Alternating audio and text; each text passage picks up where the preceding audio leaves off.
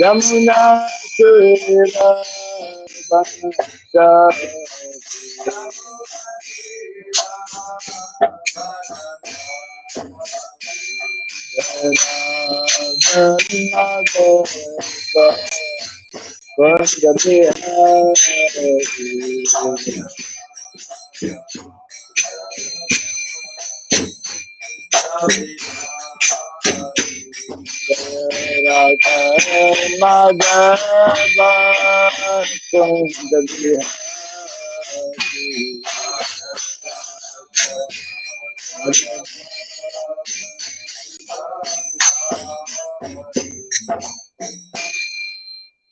Hare Krishna, Hare Krishna, Krishna, Hare Hare, Hare Rama, Hare Rama, Rama Rama, Hare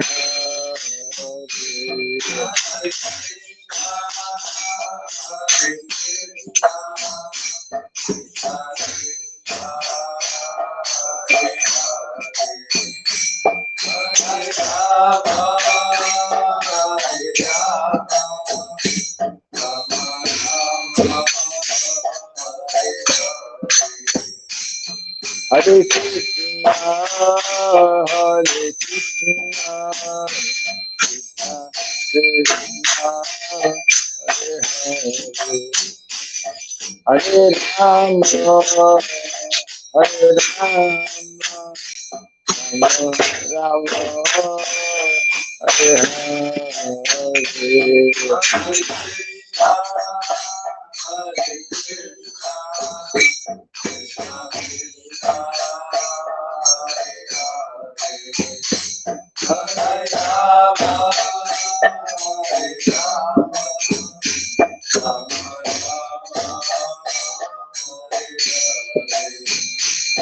Hare Krishna, Hare Krishna, Krishna Krishna, Hare Hare, Hare Rama, Hare Rama, Rama Rama, Hare Hare.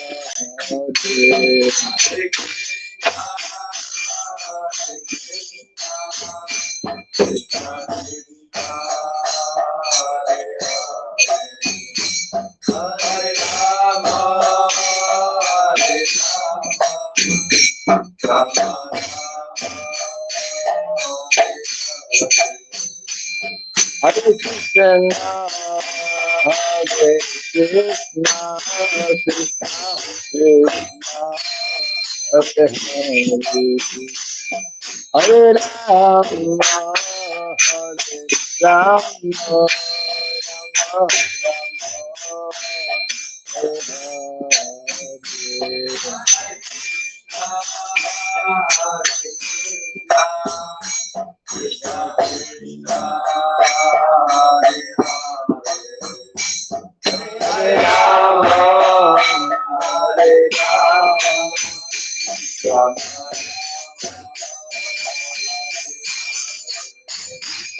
Hare Krishna, Hare Krishna, Krishna Krishna, Hare Rama, Hare Rama, Rama Rama, Hare Hare.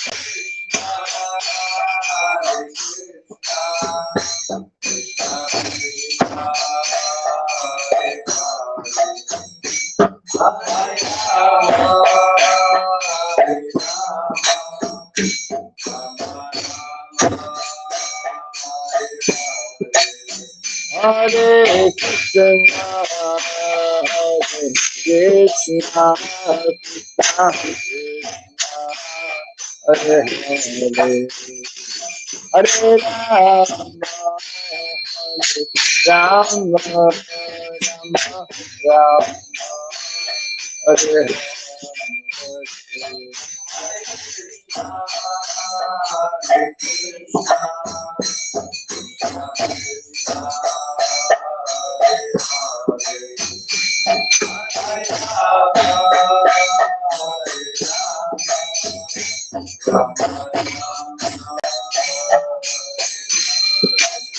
Hare Hare Krishna, Hare Krishna, Hare Hare,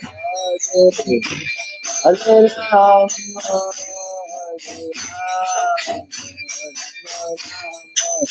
Hare Hare,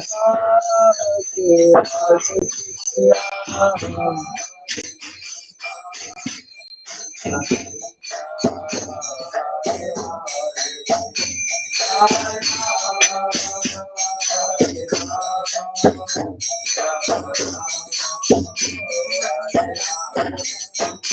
Hare Krishna, Hare Krishna, Hare Hare, Hare Rama, Rama Rama, Hare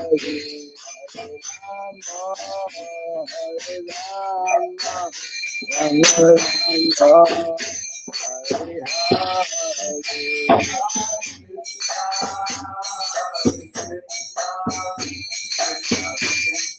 Krishna Krishna, Hare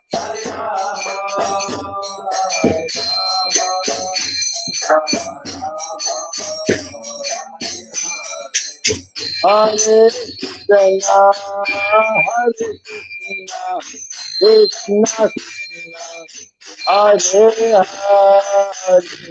Hare Rama, Hare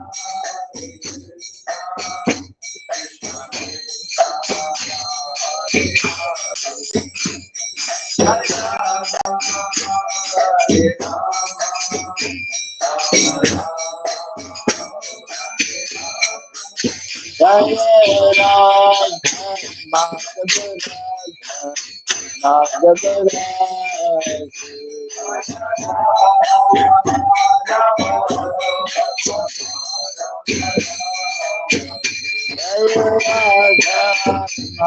Radha,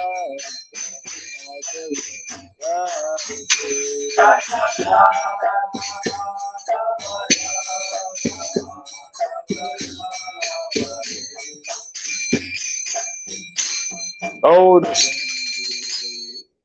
Jai Visupada Paramahamsa, Three Rajgasa, Stotra Sutta, Sri Srimad, His Divine Grace, Sirabai Charanaravinda Bhakti Vedanta Swami, Srila Prabhupada Ki, Ananta Koti Vaishnava Vrinda Ki, Gandhi BT, Founder Acharya, Divine Grace Srila Prabhupada Ki, Namacharya Srila Hridas Thakur Ki, Samabhata Bhakta Vrinda Ki, Hare Nam Sankirtan Ki, Grantaraj Bhagavatam Ki, Jani Tagore Premanande. All glories to the assembled devotees, all glories to the assembled devotees, all glories to the assembled devotees, all glories to Sri Guru, to Sri Gauranga, all glories to Sri Prabhupada. Om Agyanatimirandasya Gyananjana Shalakaya Takshurunmilitam Jena Tasmai Sri Gurave Namaha Sri Chaitanya Manobhistam Stapitam Jena Bhutale Swayam Rupa Kadamahyam Dadati Swakadantikam.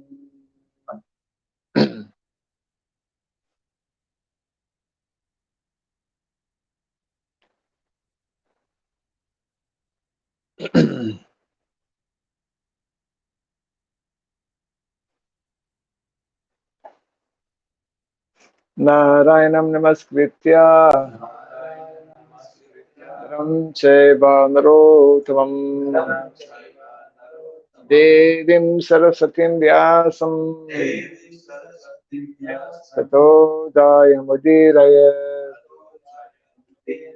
Before reciting the Srimad Bhagavatam, which is our very means of conquest, Let us first offer respectful obeisances unto Narayana, the Supreme Personality of Godhead, unto Narayan Rishi, the Supreme Human Being, to Mother Saraswati, the Goddess of Learning, and unto Sridham Vyasadeva, the author.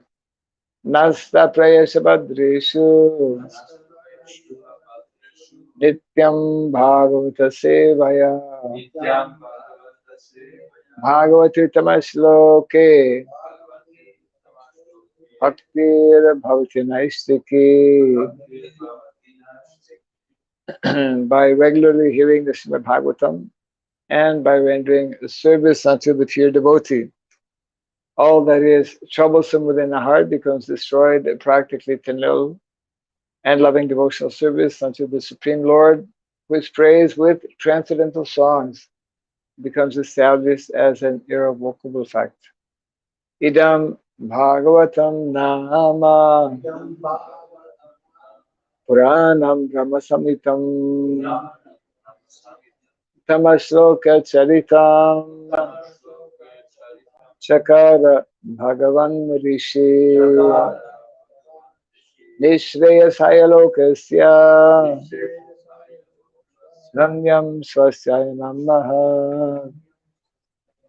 This Srimad Bhagavatam, known as the Grantaraj, the king of all Vedic literatures, is the literary incarnation of God.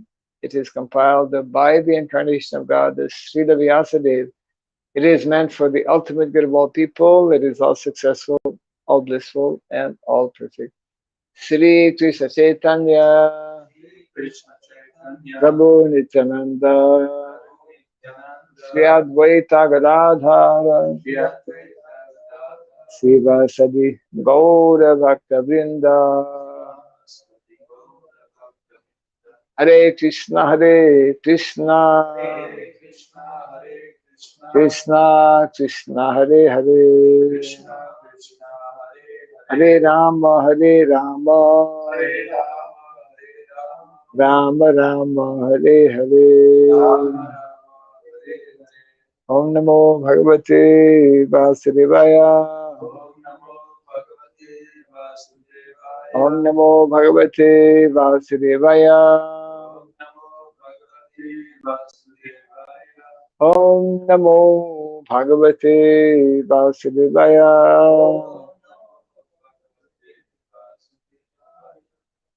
Om Saradhyaya Namaha. Om Saradhyaya Namaha. Om Saradhyaya Namaha. Mukam karoti vasalam pangom langayate girim yakripa tamaham bande Shri Gurum Dinataranam. Yatkripa tamaham bande Shri Gurum Dinataranam. Hare Krishna. Welcome to our Bhagavatam class back here in Sridham, Mayapur. We are beginning a new chapter from Canto number 2, chapter 5, entitled The Cause of All Causes. Text number 1. Narada Uvacha Deva Namaste Astu Bhuta Bhavana Purvaja Tad Vijanihi Yaj Jnanam Atma Tattva Nidarsanam. Narada Uvacha Deva Namaste Stu Bhuta Bhavana Purvaja Tad Vijanihi Yaj Jnanam Atma Tattva Nidarsanam. Narada Uvacha Deva Namaste Stu Bhutta Bhavana Purvaja Tadvijanihi Yaskyanam Atma Tattva Nidarsanam. Narada Uvacha Deva Deva Namastestu Bhutta Bhavana Purvaja Bhutta Bhavana Purvaja Tad Vijanihi Yasgyanam Atma Tattva Nidarsanam.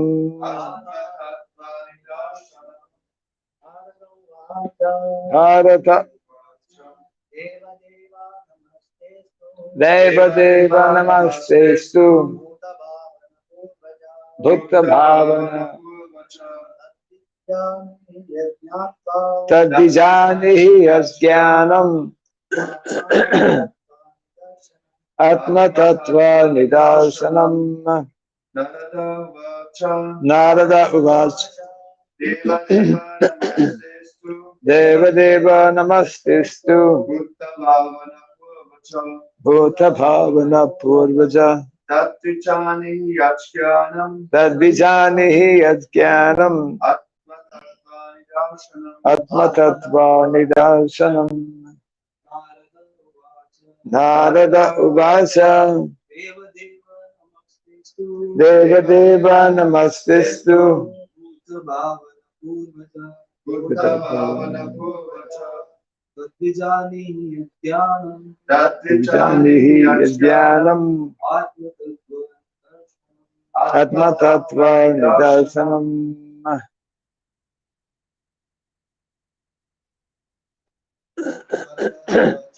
Narada Uvacha Deva Deva Namastestu Bhuta Bhavana Purvacha Tadvijanihi Yajnanam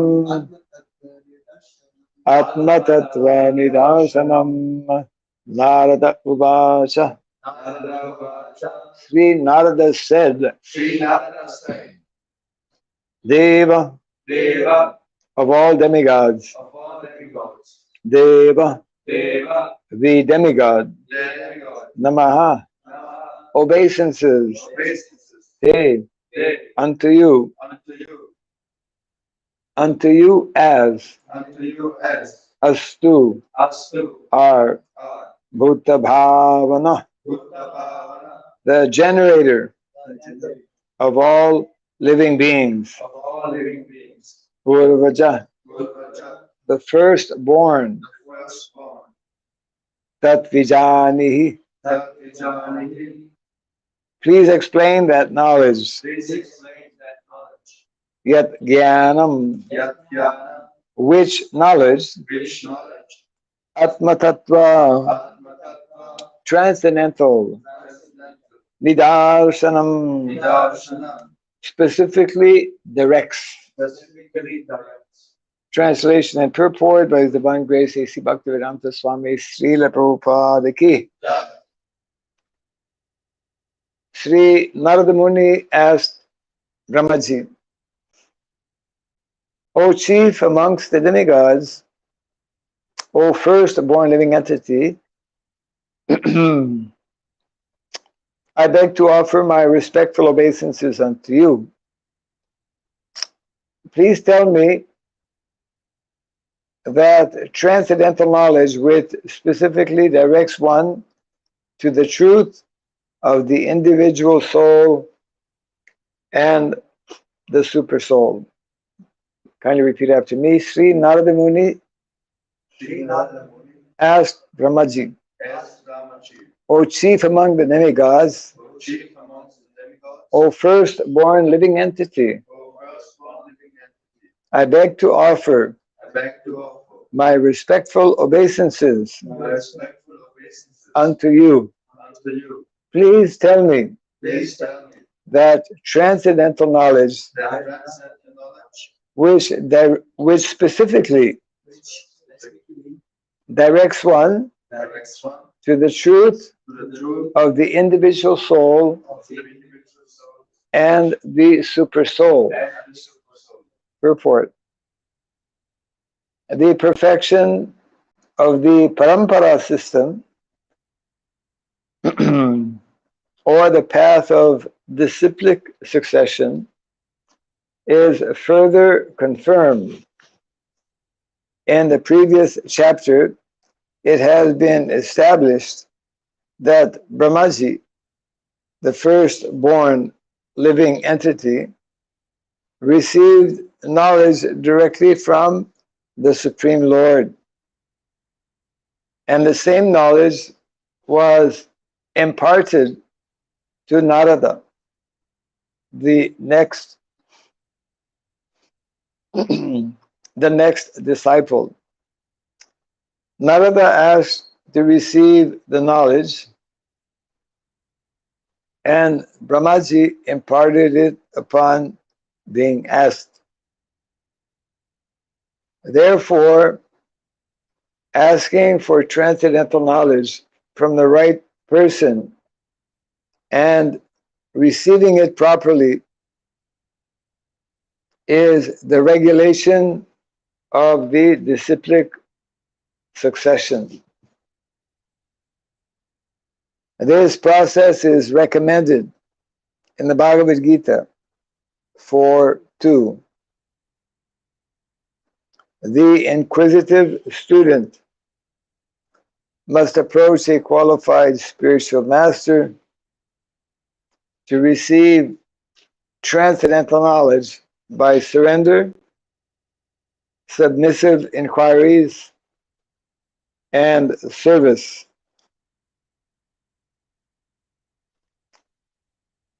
Knowledge received by submissive inquiries and service is more effective than knowledge received in exchange for money. A spiritual master in the line of disciplic succession from Brahma and Narada has no demand for dollars and cents or rupias and paisas, to put in our local context. A bona fide student has to satisfy him by sincere service to obtain knowledge of the relation and the nature of the individual soul and the super soul. Translation again. Sri Narada Muni asked Brahmaji, O chief among the demigods, O first-born living entity, I beg to offer my respectful obeisances unto you. Please tell me that transcendental knowledge which specifically directs one to the truth of the individual soul and the super soul.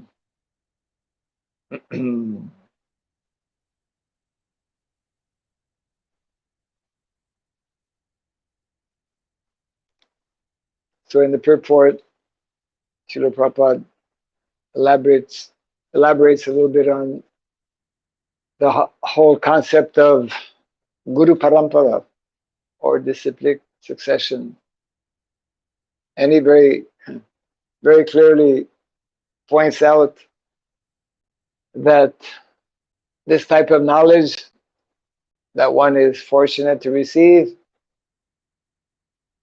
in Guru Parampara has no comparison, cannot be compared to the exchange of knowledge received otherwise where money is involved. It's like knowledge becomes a commodity that you can purchase. More money you have, best university you can apply for, and best degree you can get to get best job, to make more money. So this is not the recommended process. This is not the Vedic process. Vedic process, when we analyze, actually, is very attractive, but not so easy to catch. Also, not so easy to catch means, just like in modern education,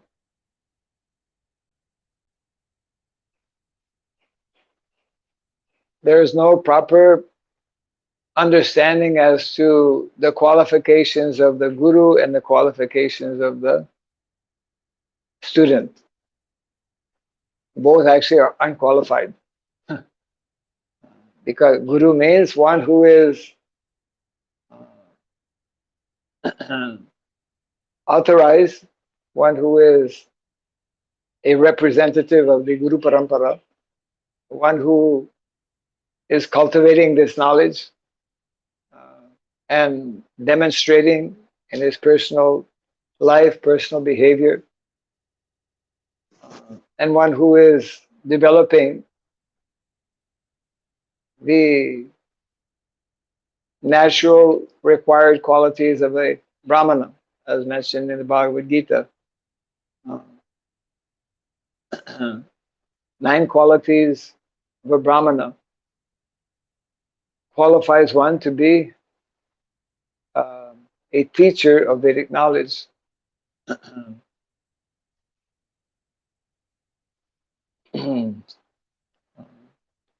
And the end result of all this is mentioned here also. When that system is properly followed, then one will be able to receive this Atma Tattva. Prabhupada translates here as transcendental Atma Tattva, which also is understood as the knowledge of the self. But here the self is clearly explained or defined as being the individual self and then the super self. A real Atma Gyan, knowledge of the self, according to Vaishnava teachings, Vaishnava understanding, is a knowledge of the individual self and the relationship between that individual self and the super self. Super self means super soul, means Krishna, who appears in so many different incarnations. So our Vaishnava philosophy is very special, is very profound, and very complete in that by following, just like here, Narada Muni is approaching Brahmaji, who happens to be his father, and humbly requesting from him transcendental knowledge. So there's a personal exchange, there's a personal relationship. Our ultimate objective is to reawaken or reestablish our personal relationship with Krishna. It cannot be artificially, you cannot artificially love someone. Either you love somebody or you don't love somebody. You just can't put a rubber stamp on it. I love you. Here's your certificate. So the relationship, the ultimate relationship, the perfection of all relationship is awakening our dormant love for Krishna, isn't it? That is the prayojana gyan. Sambandha abhideya prayojana. So there's a whole process There's a whole scientific process by which one can come to that final destination. And it begins actually with establishing personal relationship with Guru, isn't it?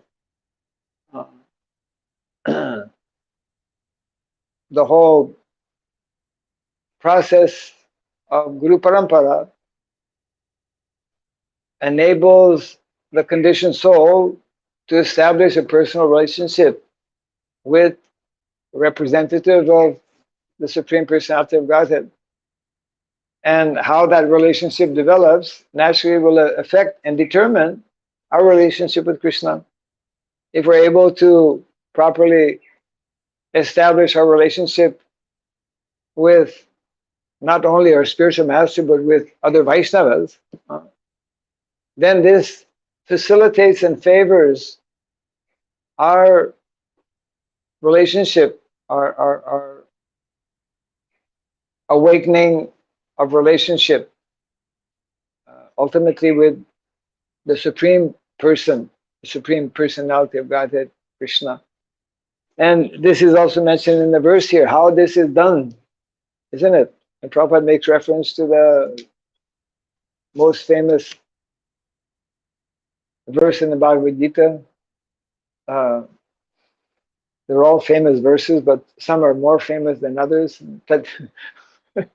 Tad vidi pranipatina pari prashnena sevaya upadekshanti te jnanam jnanena tattva darshinaha.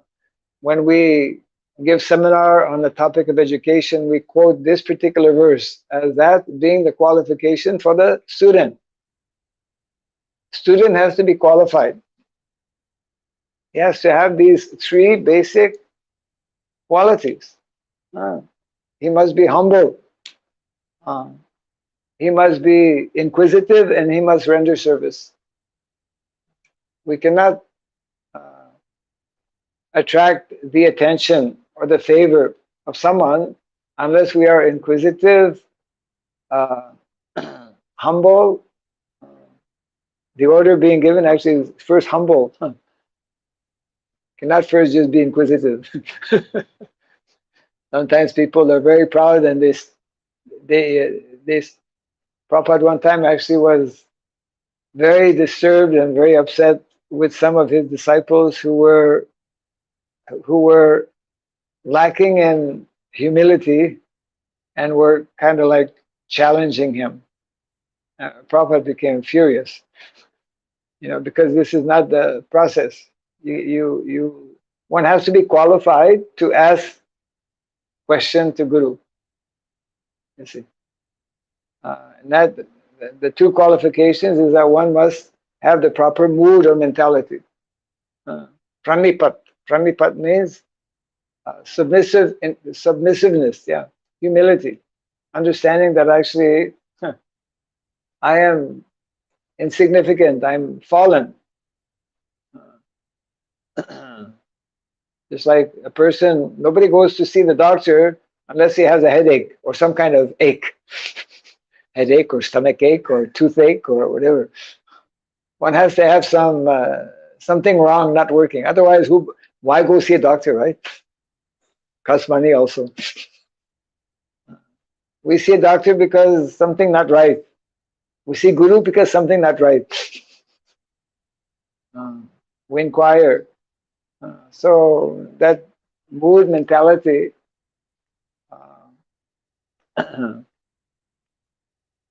that vidi pranipatina pari prashnena prashna. In that mood and mentality, we can be inquisitive and then seva, service. So this is,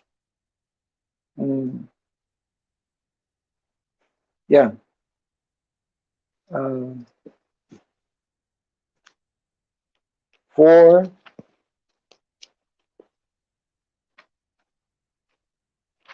Prabhupada makes reference to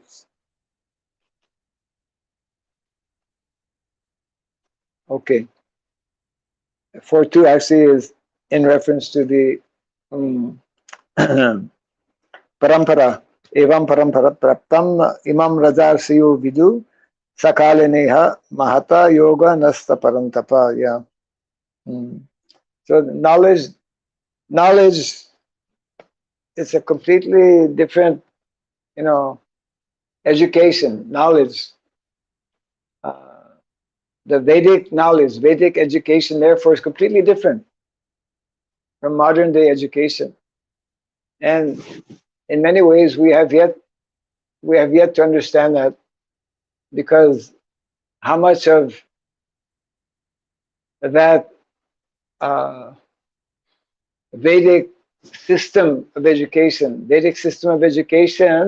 is based on, it begins, of course, with this whole what is called mental disposition. There are five basic pillars. There are five pillars in Vedic education, beginning with the very definition of education. What is education? What is meant to be education? And the definition of education, all of these things are in the Bhagavad Gita. The definition of education, the definition of Vedic education, completely different from modern education. This is the definition of Vedic education. Bhagavad Gita, chapter 7, text number 2. Jnanam teham savijnanam idam vakshyamya sheshataha yajgadva neha bhuyo nyaj gyatavyam avashishyate. Krishna speaking to Arjuna, I shall now declare unto you in full this knowledge. I will speak to you what is actually knowledge. What is knowledge? Which is both phenomenal and noumenal, by knowing which there shall remain nothing further to be known. If we know what is spiritual, if we know what is material, what else is there to be known? But if we know only something of matter, modern education is teaching us something of a material nature. We were discussing, you're connected with education. I was talking about modern education is known as STEM education, right? STEM, science, technology, electronics, mathematics. Haribol, STEM.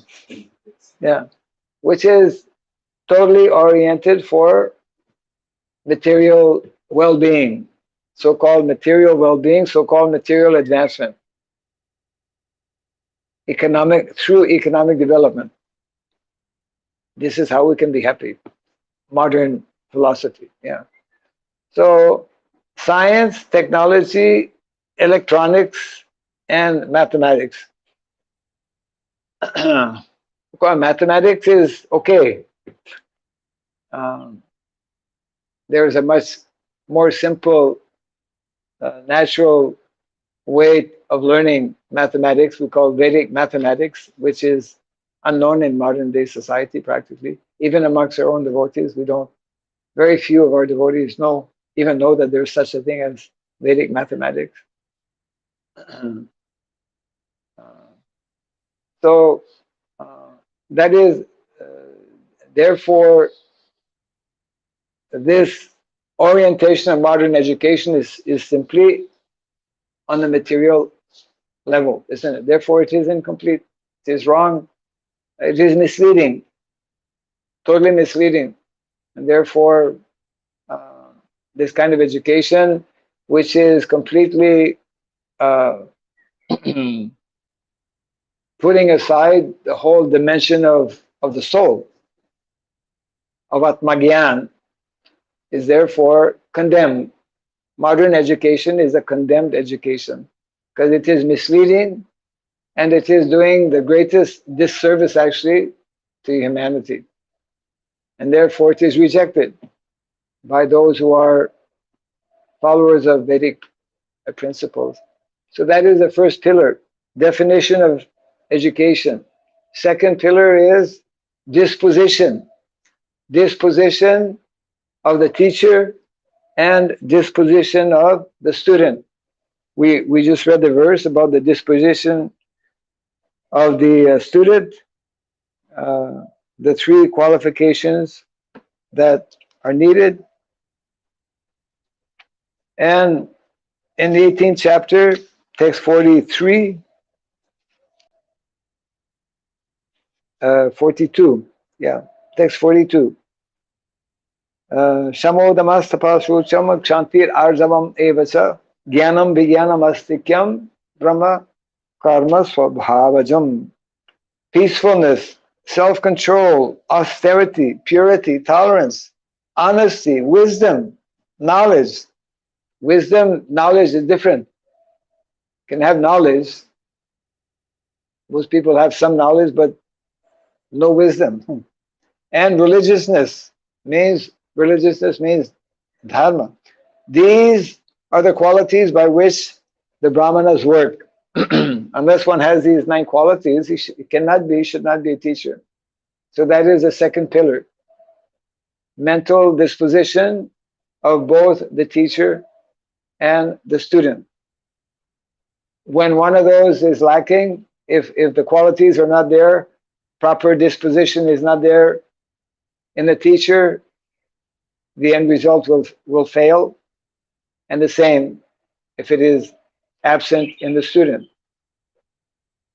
What to speak of when it is absent in both the teacher and the student, which is modern day educational system. It's a formula for catastrophe. Third pillar of education is delivery of knowledge. How to impart this knowledge. That giving of knowledge, traditionally in India, they speak of what is called Forest University. Dhruva Maharaj's mother, what did she tell her son Dhruva, who inquired that I want to have a kingdom greater than my father? Is well, the only person who can help you with that is God. Where's God? God's in the forest. Because traditionally sadhus, they would live in the forest. They would have their small kutir in the forest. So traditionally, education means it is meant to be far away from the hustle and bustle of modern day life. It is meant to be a peaceful environment, and it is meant to be boarding system. Modern education doesn't believe in boarding. Boarding means where the student and the teacher, they interact on a daily basis. Not like in modern education, you see a professor once a week for a couple of hours, and it's like then there's no relationship actually established. And that professor, when we had our first professor coming in our where I was studying when I was younger in the seminary. Our first teachers were all priests actually, and then in the last year of our study, they needed some additional teachers, so that they had to take from people who were not like brahmanas. So we had one like we say lay person, ordinary person, non-devotee person, and it was a shock to all of the students as his first day on the job teaching us. We were all there. He was giving his class. He gave everyone some little homework, and then so we started to write. Then he was in the front of the class and pulled out his packet of cigarettes and started smoking. It was unheard of in that context. Of course, some of the priests were also smoking, but for somebody to do that in the class was like so. There are you need to establish Vedic culture.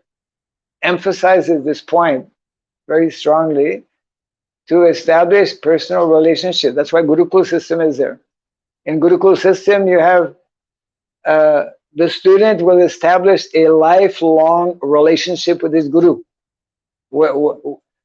After graduating, after leaving Gurukula, whenever he happens to meet his guru, he'll fall flat at his lotus feet, because he received so much from his spiritual master, from his teacher, when he was in the Gurukula. It's a lifelong commitment, lifelong engagement, lifelong relationship, isn't it? So that is a third. Delivery of knowledge should be at the proper place within a boarding school system, and also should be non-coeducational. Modern day society, modern day education rather is based on coeducation. Nowadays, practically, it's become so demoniac. People, in the name of equality, they'll take you to court if your college or educational institution is not for both men and women. We might have to face that here, because our Varnasrama college is for men only. And there's a reason behind that. You see, education for men is meant to be for men. Education for women is meant to be for women. But now there's a big debate in the world, who is a man and who is a woman?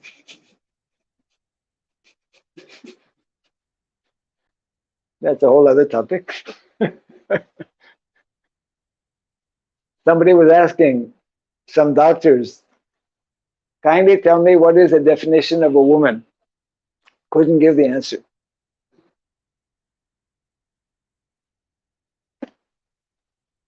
So when we are like missing on basic definitions of who we are and what is the purpose of it, then everything becomes totally like it becomes like madhouse, crazy. Yeah. So definition, disposition, delivery. The fourth pillar is called design, curriculum design. What will be the content of what you will teach? From where you will get this knowledge? From where you will get the subject matter, the books? And Vedic education is very clear on this. You make your curriculum based on the Vedic knowledge, on the Vedic, so many different, the original Vedas are there, 14 standard, 14 standard books of knowledge. I think Chaturdasa, 14 standard books of knowledge are there since time immemorial. This is the standard curriculum in Gurukula. So, which will train individuals in the four standard sciences that are also there since time immemorial, that we call Chaturvidya. Anvikshiki, Trayi, Dandaniti, and Varta. Science of philosophy, science of education, science of politics, and science of economics. We don't know these sciences. Modern education has no idea about those sciences. And the fifth pillar, of course, is destination. What is the final goal and destination of receiving or imparting knowledge? Receiving education, what is the intent? The intent is mentioned here in the Bhagavatam, in the purport. Purpose is to enable proper understanding of soul and super soul, ultimately, isn't it?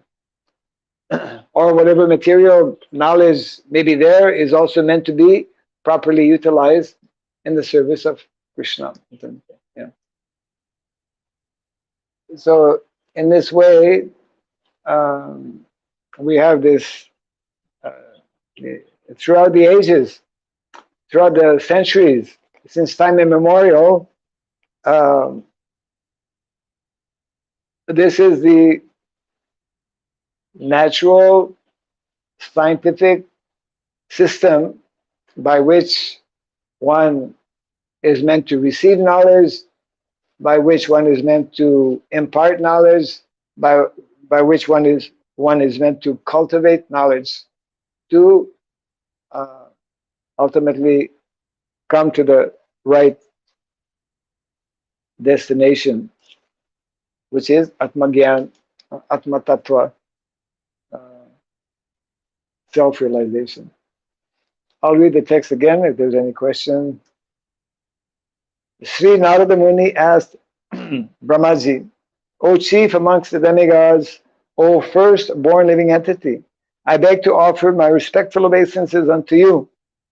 Please tell me that transcendental knowledge which specifically directs one to the truth of the individual soul and the super soul.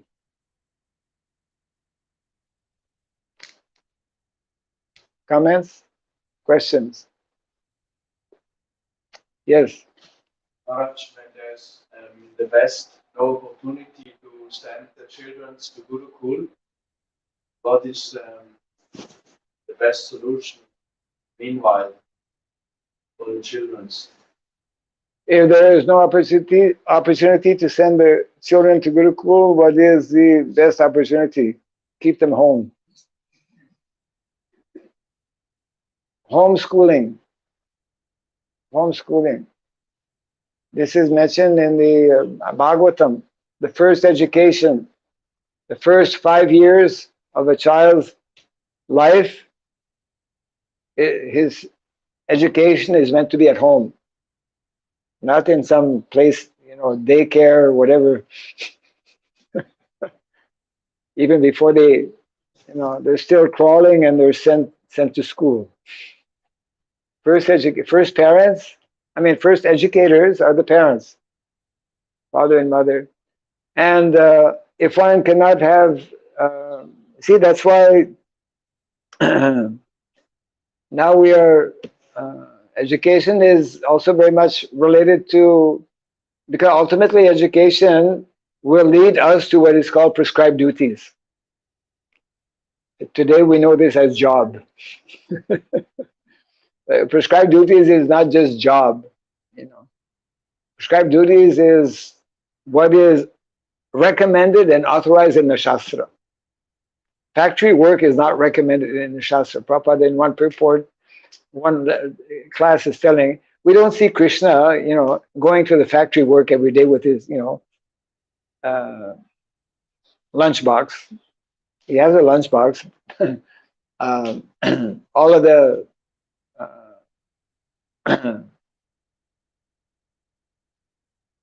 cowherd boys, the cowherd boyfriends of Krishna, they all, because they're going to be gone all day, but they don't go to the factory. There's no factory concept or conception,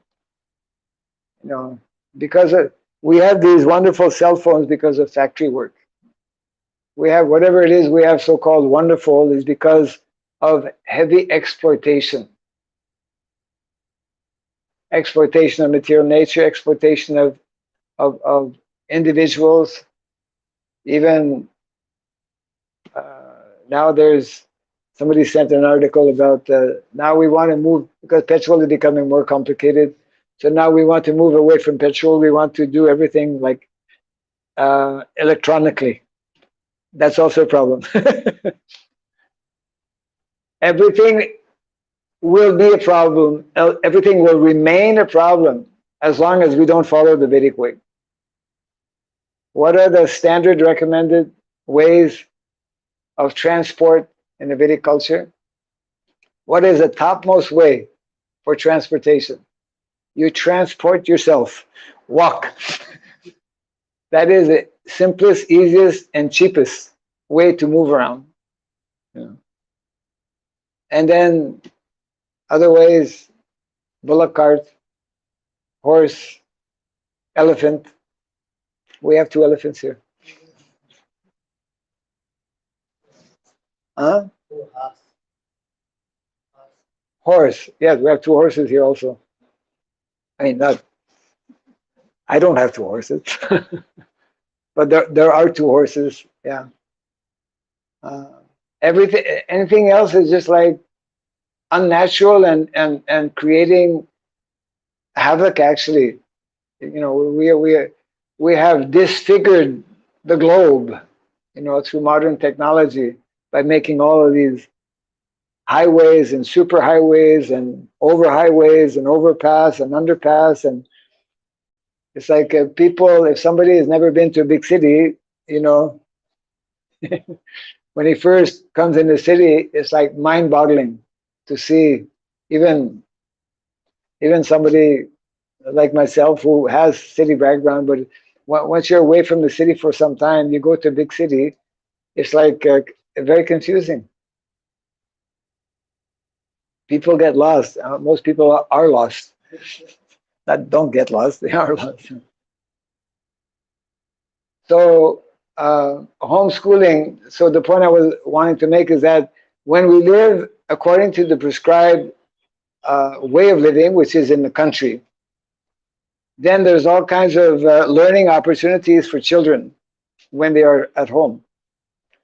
Of course, ideally, well, ideally, this is the ideal. Majority of children actually don't need to go to school. This is a modern, fallacy. That's why this one person from South America wrote a book on what is called de-schooling, how to de-school yourself, how to learn to unlearn. Yeah. So majority of people, Prabhupada explains that actually majority of people in Vedic culture are illiterate. No problem. Now people are becoming literate, so-called literate, and reading all kinds of garbage and becoming, more problems. Yeah. We think that literacy, this is a modern concept of life. As a matter of fact, a country is judged according to its level of literacy, isn't it? According to its level of earning power and whatnot. These are false flags, false variables, and the whole world is mesmerized by this. Majority of people will naturally learn some trade if we live in a more natural way. Now we're doing artificial, so we have to create jobs. We're just coming from one of the states, I won't mention which one, where there's big billboard, where the big billboard is there, and that announcing that we will be creating 150,000 jobs this year. Everyone should be happy.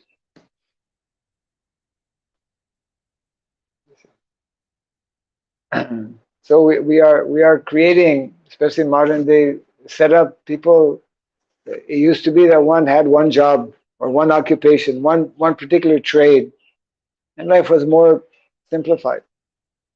Now, in the name of advancement, we are having to train and upgrade and retrain and whatnot people again and again. You end up by the time you retire. Of course, nowadays they don't want you to retire. Also, they're raising the age of retirement. In Canada, for example, it's 65. They want to raise it to 67. They don't they don't want you to retire, because as soon as you retire, they have to pay you for doing nothing. You're like useless, no? So Vedic culture, when we follow the prescribed system, there's employment for everyone. There's no question of unemployment. Because if you don't work, you don't eat. Vedic culture is like that. Nowadays, you get on welfare, no work, but still you eat. Matter of fact, people prefer being on welfare than working. You get pretty well about the same money, and you don't have to work. People don't like to work because there's no purpose.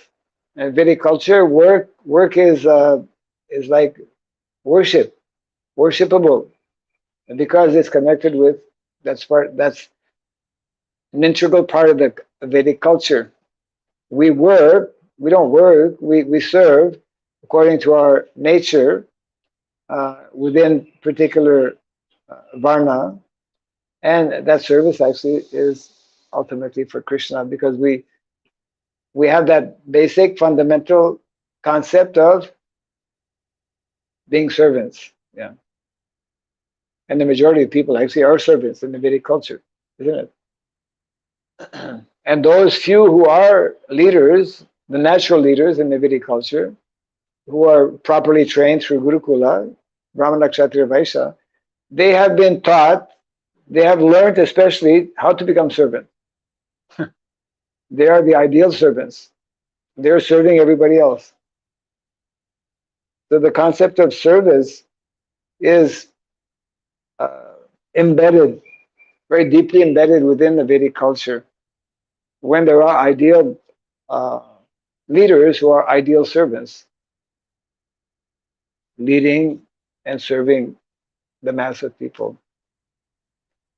So, that's one of the reasons why Prabhupada wanted us to develop communities, so that we can demonstrate the practical application of education, how to teach, how to give proper education to our children, you see. But we've not done that. We've not created such communities. We've not established Varnashram colleges. We've not established Gurukulas. Therefore, something missing. And therefore, we are suffering. And the whole world is suffering also. Yeah. Any last comment, question? Yeah. I think from what I could understand, it seems like education is not a birthright, it's like it's a privilege. Education is? I mean, from what I could understand, it seems like education is not a birthright, it's like a privilege. Correct. Yes, very good point actually, because I remember some years ago going to America, visiting one of our communities where there were quite a few educators, and I mentioned this very point. Education is not a birthright, it is a privilege. Just like devotional service, it's not a birthright. It's not that because I'm born in a Brahmana family, I must become a Brahmana and I must be recognized and worshipped as a Brahmana. It is a privilege. So, same thing for education. Education means receiving knowledge. So one has to qualify to receive knowledge. That's the thing. That's why it's a privilege. In the Vedic culture, even if you want to get knowledge from one particular person, it is up to that person, according to his being satisfied with you as a student, that he will give you knowledge. You see, because it's not a commodity. It's not based on money, isn't it, or exchange. Vedic culture student receive free education, but the concept of dakshina is there. Out of appreciation for what they have received from the guru, the students, they will give some dakshina, whatever it may be. Or guru may ask for some particular dakshina, as in the case of Sandipani Muni and Krishna Balaram. That's quite unique, of course. So education,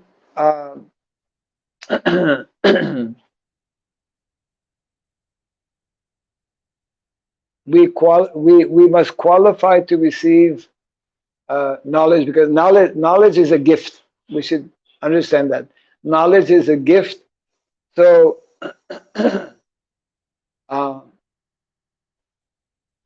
it is described like that actually in the Mahabharata. Grandfather Bhishmadev speaks about 3 gifts of nature. You've read that maybe.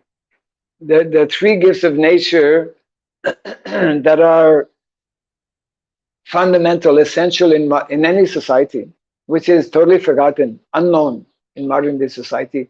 The 3 gifts of nature are, number 1, cows. Cows is the greatest gift to humanity.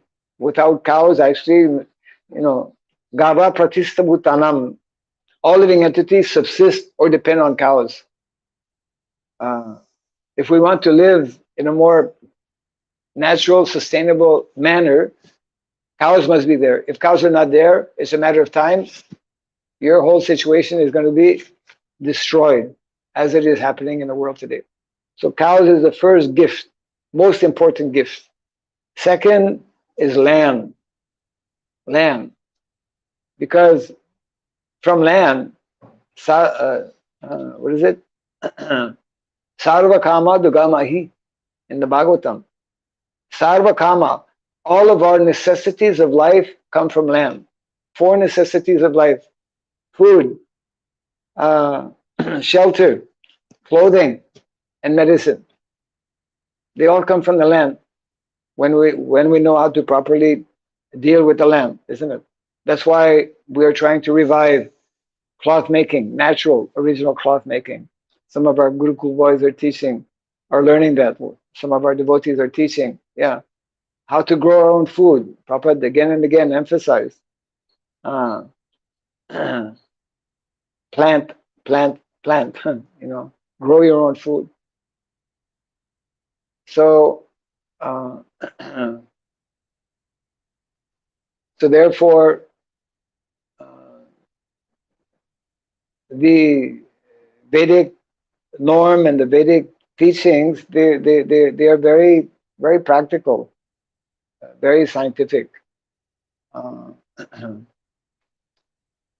So therefore, knowledge is only shared or imparted by a qualified teacher to someone also who becomes qualified. So therefore, it is not an individual's right. One has to gain or become qualified to receive knowledge. Yeah. And so the 3 gifts of nature I mentioned too. Cows, land, and the third is knowledge. The third is knowledge. It's a gift. You see.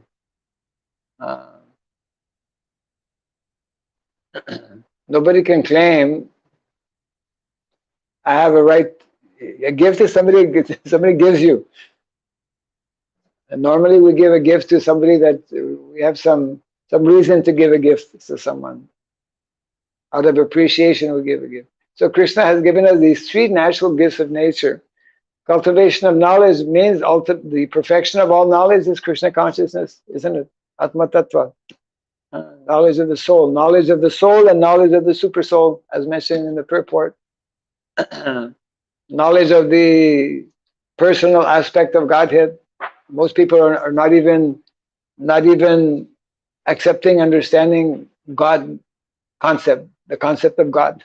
Isn't it? Modern day society, more and more people leaning towards atheism, godless civilization, Prabhupada would say. Prabhupada would explain this is the beginning, this is the heart of the problem of modern day society, not accepting God. Don't accept God, and God won't accept you. And therefore you go to hell, because without that concept of God, it means that we are on our own. What can we do on our own? We have all of these imperfections, 4 imperfections in human beings. So therefore we'll do things wrong, as we are, in a royal manner. Royal road to hell. So this is a very important point. Actually, devotees, they should meditate on this instruction by Grandfather Bhishmadev in the Mahabharata. cows, land, and knowledge. If these three things are not there in our lives, then it means we are not following, not living in keeping with the Vedic norms and principles. Therefore, we'll deviate. Deviation, absolutely. Modern day society is a prime example of that. Complete deviation since the last 200 years, especially.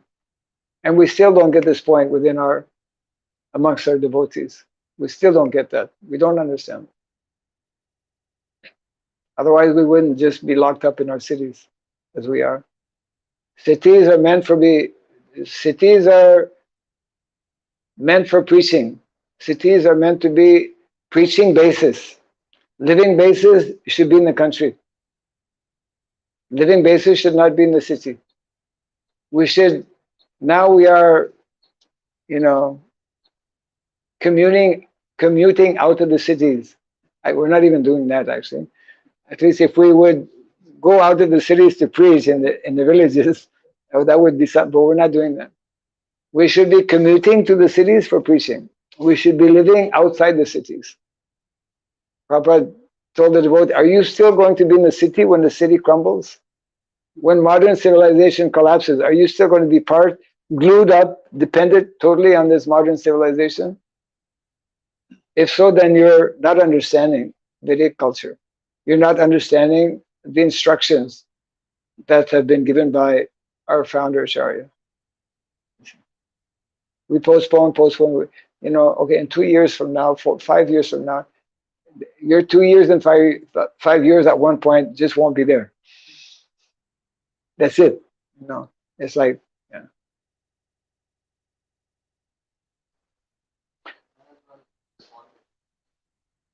You mentioned in your lecture that most people have knowledge but they don't have wisdom.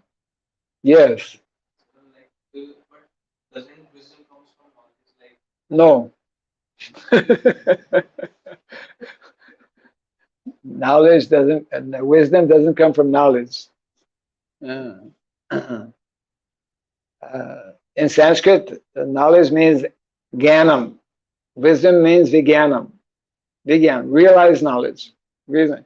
And this, where does this vijnanam come from? That's in the Bhagavatam. Evam prasanamanaso bhagavat bhakti jogataha bhagavat tattva vijnanam mukta sangasya jayate. That vijnanam comes by, first of all, being situated in the mode of goodness, where the mind becomes peaceful. Evam prasanamanaso. Then, with a peaceful mind, bhagavat bhakti jogataha, one can engage in proper devotional service. When one properly engages in devotional service, he becomes recognized by Krishna. He becomes favored by Krishna. And Krishna favors that individual by imparting transcendental knowledge. Wisdom, vijnan means transcendental understanding, or is in the category of self-realization. So it is not, in modern education, people have so much knowledge, but they are totally lacking in wisdom or vijnan. They don't know what is vijnan. Because they don't cultivate these three basic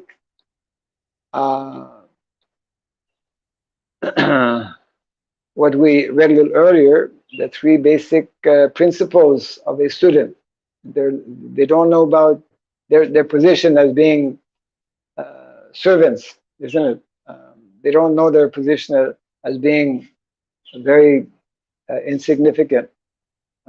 They're not humble, rather the opposite. They're very proud, and they are inquisitive about the wrong things.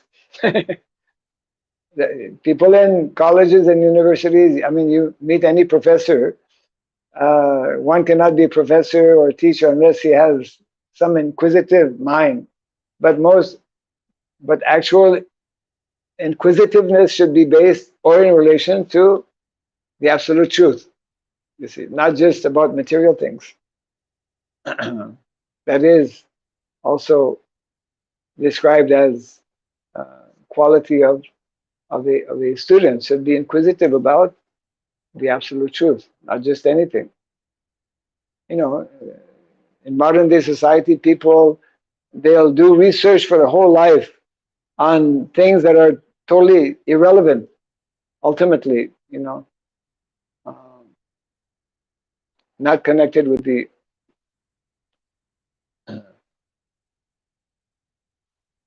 So, yeah, wisdom comes by the mercy of Krishna. It's not something that is forced. It is like revealed. Yeah. Okay. Jai Grantaraj Srimad Bhagavatam ki Jai Sri Prabhupada ki.